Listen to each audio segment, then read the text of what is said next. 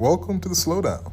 On this first episode, we're going to be discussing issues ranging from ADHD to other mental health issues. Finally, closing off with a very, very important question for our guest viewer.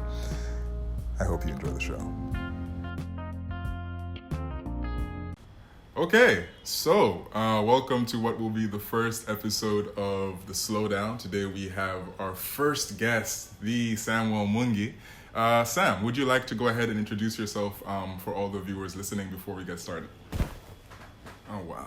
Oh my gosh. I'm so sorry, Sam. I just realized I've messed up my setup because now all the audio is going to come into my earphones. So I'm going to actually put my earphones away. I'm so sorry, but I'm glad I figured that out now. Before we get started. Like an hour later. Oh man, that would be heartbreaking. But you know what? That's fine. I'm gonna leave this in. I'm not gonna edit it out because I think it adds some personality. Okay, Sam. Sorry. Please just go ahead and introduce yourself again because everything else was recorded. Just let us know who you are, man. Yeah, my name is Samuel Mungy. I'm a video game programmer. I normally do gameplay programming and AI. I'm doing AI. Do you want to walk us through basically like what the vision for your company is and you know how you arrived there first? Because I think I just like the viewers, the listeners, just get an idea of who exactly they're talking to. Okay, yeah, so I've mainly been freelancing. I'm working with like multiple companies in this industry. I now have like a full-time contract with Nyamakop. They're a South African-based indie developer. Congratulations. Apart from video games, which is like, thank you. Apart from video games, I consider myself an amateur philosopher. I love reading philosophy and, life and all that. I guess we all do. Mm-hmm. That's the basis of Awesome. Thank you so much for that great introduction. I'll just try and give a brief rundown for myself because I realize a lot of people that might be listening might not know who I am. So my name is Joe Francis Kiaga, which hopefully you knew before you clicked on the link to get here. But this podcast, the general focus is just going to be on bringing together people from Tanzania that I think have voices worth being heard. And it will be a slow podcast. It'll be one where we just sit and think. And yeah, with that being said, Sam, now let's get into the real questions. Are you ready to go? I'm ready. Awesome. Okay, so first question. What makes you, you? Okay, so that's I consider like a very multifaceted question. And I don't want to go into too much about philosophy, but a lot of the times when someone's asked, what makes you you, like people are like, who are you? People tend to like talk about their profession and stuff like that. But sort of society and economy that we're born in, right? Mm-hmm. So I've been trying to sort of, instead of going through that route, talk about, more things like hobbies and stuff like that. So when you ask me what makes me, it's not only like the relationships and the love I have with people around me, but, the moments where I'm completely entranced by watching a stupid Netflix TV show or playing a video game for far too long or stuff like that. Mm-hmm. Let me get deeper into that then. Is there any one moment, do you think, whether that be your discovery of your ADHD diagnosis or anything else, where you think from that moment onward you were changed as a person? That huge transition from, when we were like high school kids, when we were, not taking life seriously. Obviously, there's always that one thing where you're like, okay, no, wow, I need to actually like level up. I know who I am as a person. Like, when did you discover that you like the things that you do, that you enjoy the things that you do, I guess is what I'm saying.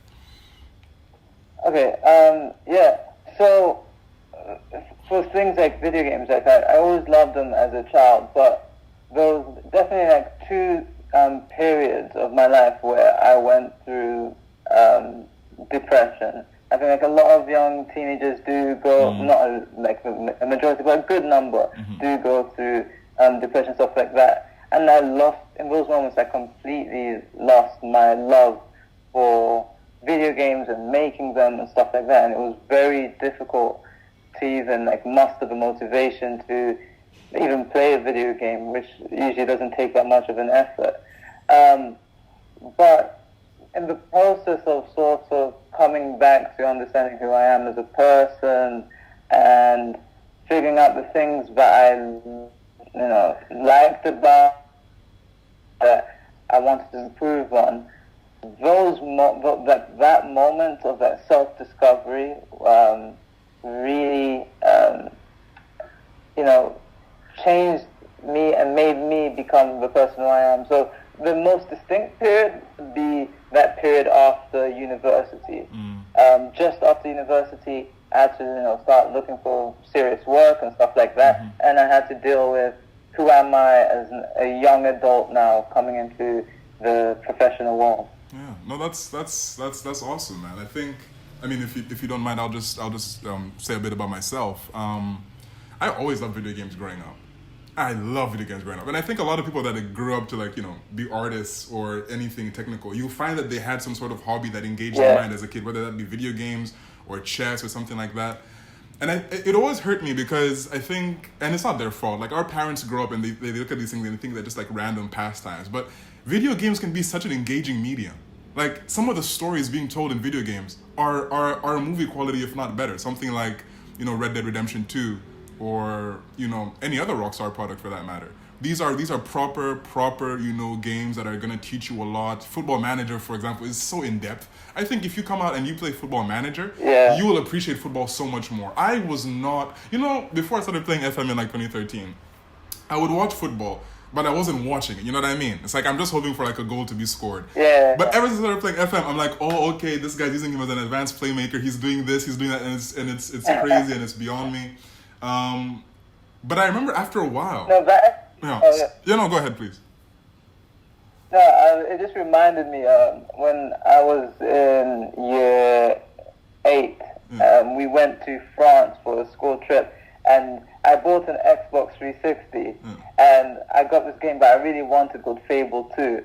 I didn't realize the game came in French. No! But in the course of playing that game, I fell in love with French. I started picking up the words. So yeah. Do you know what's crazy? On my PS2, because my mother was always sent to France a lot for work, or rather French-speaking countries. My dad as well. So whenever I'd ask for games, they would always come back in French. So I remember the game that I loved the most was Pro Evolution Soccer 6. But my goodness, I had to learn how to play that game just by chance. But it was crazy because after a while, I started picking up French. Like, people would be surprised. I would come and speak French. Like, when I was a kid, I could speak French, like, not as a conversationalist, but I would understand it, like, no problem. Right now, it's gone. Absolutely gone. I cannot speak French. And that's like, one of the things I love about video games is that they really play on that, reward need that us humans need to accomplish our goals. Like, when we want to achieve something, we want a reward at the end, so that we get that dopamine. Well, you can use that to teach someone a language, for example. Like, you press something and the wrong thing happens, you feel a little bit of shame, and you don't, you go back and all that. You press it and the right thing happens, then you kind of like start associating, this word meant this concept that I had in my mind of play game or something like that. And yeah. In fact, have you ever used Duolingo? Sorry? Have you ever used Duolingo? Duolingo, I have. I can't say that I liked it very much. I feel like Duolingo is a good word association app, but it's not a language teacher. It doesn't teach you language. Because I remember I was going through Swahili, just because I wanted to improve. I mean, I speak Swahili, but my accent is obviously, I think I have the same issue. Like, we're Tanzanian, but we didn't spend the majority of the time, growing up here, so... the accent isn't there. So I was like, okay, cool. Let me go and let me try and like improve my Swahili. It made no sense. I mean, I posted on Twitter the other day. The translation was absolutely shit. So I was thinking to myself, oh my gosh, could this be happening for other languages and I don't know? And I'm just out here like looking like a dickhead. Because I remember for a long time I was trying to like relearn French. And I actually went up to this girl that I know in Mauritius, and I started speaking to her in like what I learned from Duolingo, like a phrase. And she was like, huh? So I dropped it. I don't use Duolingo anymore. But I think when it comes to what you're saying about the reward system and everything, it's definitely good at that. It definitely is. Yeah, they've definitely tried to gamify the whole language learning industry. I think. Yeah. I mean, I would just like to expound on your idea of like ADHD, and I'm so sorry to interrupt you. I just don't want to lose the thought. Obviously, I'm not gonna come in and superimpose the idea that like everyone has concentration issues, but I do think that the world we live in right now is absolutely terrible for someone that does have something like ADHD, because everything right now is designed to distract from whatever task you actually are on, right? Because you'll be on Duolingo and constantly wondering to yourself, do I have any Twitter notifications? Oh my gosh, my Instagram. Okay, I should probably just go and edit this, and I should go and edit that. I think one of the things I figured out only recently through the yoga and meditation, obviously I figured out that I'm left-handed, which is crazy. But I also realized that... Yeah, I have some questions about that. Yeah. There you go. All right, sure. And I realized as well that, first of all, my father is left-handed. I had no idea. But he told me that, growing up, I would always use my right hand. So I was confused because right now I know my left hand is so much more comfortable. And then I got into the idea of cross dominance, which is, because obviously we have two hemispheres of the brain and the right side controls the left and the left controls the right. I do use my right hand to write, but the right side of my brain is a stronger one. And the right side, which controls the left, is responsible for things like creativity. It is responsible for logic. It is responsible for long-term thinking. And I would always wonder, because when I was a kid, I used to love drawing. And I used to love dancing. My goodness. And I was good at it, man. I mean, but growing up, I think, and it's one of the things I read up about, a kid can grow up and think to himself subconsciously, especially with the way left-handers are ashamed, that being right-handed is the way to go. And I thought back, and because my dad asked me, like, is there any one moment you think you stopped thinking you were left-handed? And one key moment I remember was in class when we were told to use left or right-handed scissors. I think I was a little kid, but I saw everyone pick up the right-handed scissors, and I did not want to feel left out. And I picked up the right-handed scissors, and from then on, everything really is a blur. I had no idea. Writing started hurting me. Sitting was hurting me, and obviously, we were in Braeburn together. My history of like knee dislocation and stuff, because I just stopped using the left side of my body entirely. And reading up on the issue of like cross dominance and how that works is like, so many people will be confused. Like they think if you're like right-handed, your right eye, for example, must be the strongest eye, but that's not the case at all. Like for me, for example, I know my left hand is my strongest side. My left eye is stronger, but it doesn't mean my right one is useless. Because I would sit and I would think to myself, with my photography, my photos were always skewed in a weird way. And I realized I couldn't even wink with my right eye. I was wondering, like, why is it so hard? I can do that side with my left. It's easy. This side of my face, this side of my body is absolutely the one that I'm most in touch with. So I had to sit and like learn how to do like a lot of things again, including breathing and stuff. And it's definitely changed my life. I wanted to ask you, what has changed in your regard when you came to terms with the idea that, the fact, that you're ADHD, that you have ADHD,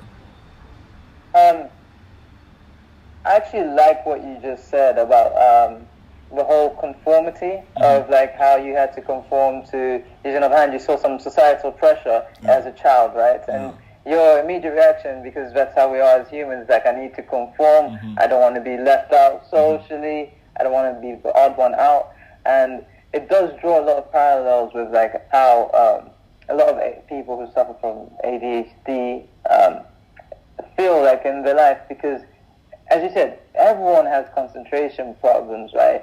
So why should you go and seek help? Do you want to be one of those people who go to a therapist? You know, we still have it's associated with vulnerability, and vulnerability is associated with shame.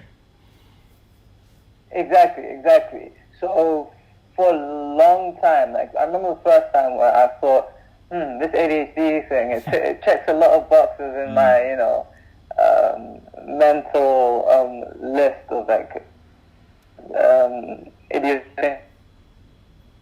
I was like, okay, but even if I had some of that stuff, like if I just like focus and stop being so lazy, right, and just like conform, that's like I'm gonna be able to achieve how I should be achieving, and like the anxiety I get around work when I'm wasting time just staring at the screen because my mind is somewhere else. Like I just need to get serious, right? And it's that kind of conformity that really makes people, like how you struggled in growing up with. I remember your dislocations, like things like that. You're just causing yourself to suffer more. Absolutely. I mean, sometimes we're very unaware of it. It takes a while to realize that you've just been making yourself suffer. So sometimes you don't even realize that you had any symptoms until you had like a third party person saying, I love what you just said. Like, conformity wasn't even meant to be the main topic, but I think all of it, it's the underlying issue that a lot of people with mental health issues struggle with. It's this idea of, if I follow this path, I will most definitely get happiness. If I go to university and I do this degree and I go and do this, I'm going to be happy. And then they get confused when they're not happy and you're not fulfilled from that. We've been socialized into this idea of not questioning ourselves. It's this idea of herd mentality, where just because of the way society is set up, especially with a capitalistic one where goods and products are seen as essential, everyone wants to conform to this thing. Like a lot of people, I've heard so many people say that they hate iPhones, but they don't want to go back to using an Android. Why is that? And vice versa. Like, what do you mean, right? People are out here buying video games that they don't like. I mean, someone's like bought Bloodborne and is talking to me like, oh my gosh, Joe, I know you beat this game. Why can't I beat it? I hate it. I hate it. Don't play it, man. It's fine. It's totally fine. Like, we have this idea of like, we must experience everything. We must go to every concert and we must like this and we must like that because this person likes this. But it's not the way to live, man. If you try and go do that, you will suffer. And I mean, just to expound on that again, sorry. I think go on. It's an issue that we need to stop taking away from. I personally like stopped saying things like all boys are just raised, they just mature slower, or girls mature faster, things like that. I hate this idea of trying to blanket the human experience, because as individuals we are so very different. Like, me and you both have dreadlocks, but like our reasons for having those are going to be totally different. The way we take care of them are going to be totally different. Like, if we just look at our hair alone, how much of a difference can we find as individuals, even though on the surface we both have dreads? You know what I mean? I feel like we need to normalize introspection. That's what we want to do, and that's what I really want to try and do with this podcast. Which is interesting because I'm quite extreme in like that idea that you just brought up, because I consider myself a gender abolitionist, right? It's quite I wouldn't say it's left leaning, but it's a bit extreme. It's so please go as in depth about that as you can, because I would also like to know like what that is, please. Yeah, so gender abolition is just the idea that the role that gender has played in society is pure. Okay, I can edit this out. That's fine. So we're currently having some technical issues. Let me see first if Sam... Okay, sorry, Sam. You disappeared for a bit there. I'll edit that out and I'll cut it out. That's fine. Let me know... Yeah, gender abolitionist. Yeah. What is that? Abolitionist, sorry. Basically just the concept that gender as a social construct has sort of run its use. Like, back in the day, it was very important, but now it's just purely a social construct that, that doesn't really do anything but make people conform under like boxes that they might not entirely fit into, right? Which is why we, not that, like, I do believe trans people, and I am an LGBT supporter, but a lot of issues such as gender, like not being able to align with your right gender is because we have these rigid structures that we say, look, this is what a man, this is what a woman is. But gender abolition seeks to say that you're just you, and if you're more feminine, then you're more feminine. If you've got, you can be fluid and just enjoy yourself in that fluidity. Oh my gosh, we need to put you in office in Tanzania. I think that'll help so much. The amount of men that are holding themselves back, to me, is crazy. Oh my goodness. Like we could spend an hour talking about that, I think. I'm not perfect at it. Like I preach for stuff, but I do also conform. Well, of course. I think the most powerful thing we can do as human beings is accept that we're never gonna be perfect at whatever we do. I am trying my best to improve my mental health and stuff. I will never be perfect at it, and it's fine because we're so fucking young, dude. You're 24, right? 23? 23, turning 24, but I told everyone I'm 24. Right. Now, let's sit and break that down. How fast we're trying to move through life. I think that's another thing people do. It's like, okay, by 18, I have to be moved out, right? By 21, I should have my first car. Oh, I should be doing all these things. I remember, for my parents, I just sat down and I've asked them in the past, when did you first get your proper job? My dad was 26, 27. And this is back in the day when TZ was, everyone could get work if you went to university. Now look at it now. The market is so saturated. Like, the hard truth is, you're probably not going to be where you want to be before 30. Unless you are extremely lucky. And that's okay. 30 isn't the end of the world, man. I realize now, when I sit and think, oh my gosh, I'm 22 years old, 80 years is not that far away. It's just about making sure every day you spend now is trying to get to where you want to be, I think. Yeah, and to that, I think if you're still waiting to achieve a certain status or be in a certain field, it pays good to use this time to actually even observe that field, observe the people who are operating at that status, so that you don't fall under the same traps that some people there do. So you have to study the morals and the ethics of the people in that industry. So let's say you wanted to be, for example, you could have gone the child actor. You could see it happen to a lot of child actors, especially when we were kids in the 2000s. We saw all these child actors who in the 2010s went through so much mental anguish and stuff like that. If someone wants to be an actor now, they would have seen that and they can be able to apply the lessons learned. Absolutely. In order to make sure they don't suffer from things like that. Absolutely. Okay. I will make this our very last question, Sam. And thank you so much for breaking down your thoughts and sharing with us. But this next question is going to be a tough one. And I'm not sure if you're mentally prepared for it, but I'm going to ask it anyway. If you could be a virus, which virus would you be? Virus? Oof. That is a very tough one. And you can pull out from historic, we can go back to bubonic, we can go Spanish flu, or you can keep it contemporary, we might say COVID-19. Who you got? That is a very interesting... I'm not that one...